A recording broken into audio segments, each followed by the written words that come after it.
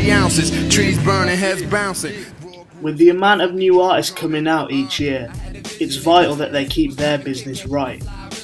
As we discovered in episode 3, there's a fine line between business and over-commercialisation. There's an ever-growing responsibility on the individual to keep it real. Here's what rapper Akala thought. But I don't have an issue with hip hop being popular, let's be clear. Public Enemy was popular, Bob Marley was popular, Jimi Hendrix was incredibly popular. Something being popular, commercial is not the issue. The issue to me is when, for the sake of popularity, you have to sacrifice integrity.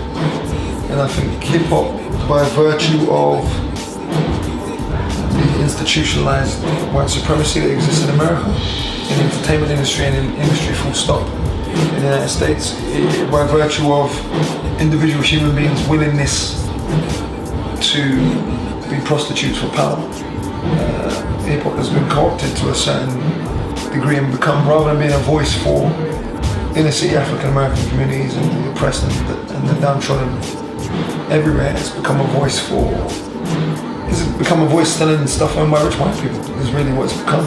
French champagne, German cars, Italian clothes, and selling the idea that black people are inferior.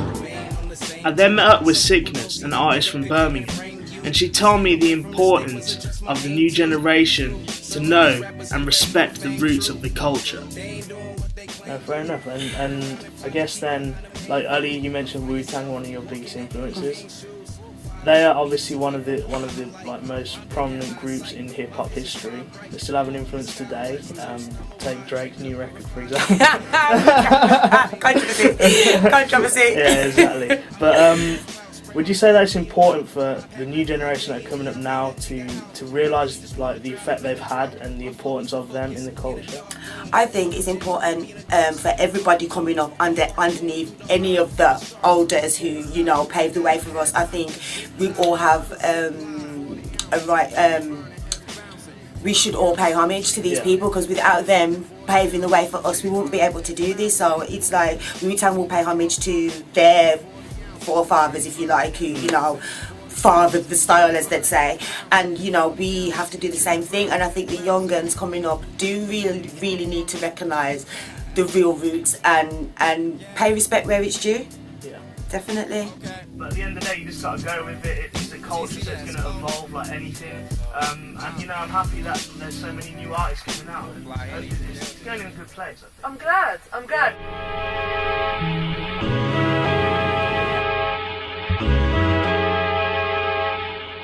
Like, so would you say it's really important for the next generation that are coming up now, not just like rappers but dancers, like this event we're here today, and like, is it important for them to know like the roots of hip hop and like what it's about? I think you should, if you want to be a street dancer, someone who dances to hip hop music, or someone who makes hip hop music, I think it's very important that you study the background of hip hop, where it's come from, the people that were the originators, and just the whole culture, where it's come from to where it is now, in order for you to take it forward, add your little taste and your flavour to it, and you can help it continue to grow.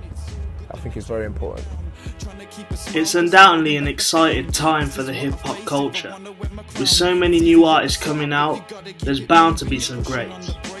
Make sure you check out the 5th and final Slenky and Sony Take Your Shot HipHopDrome video when it is released, leading up to the drop of the new website. Peace.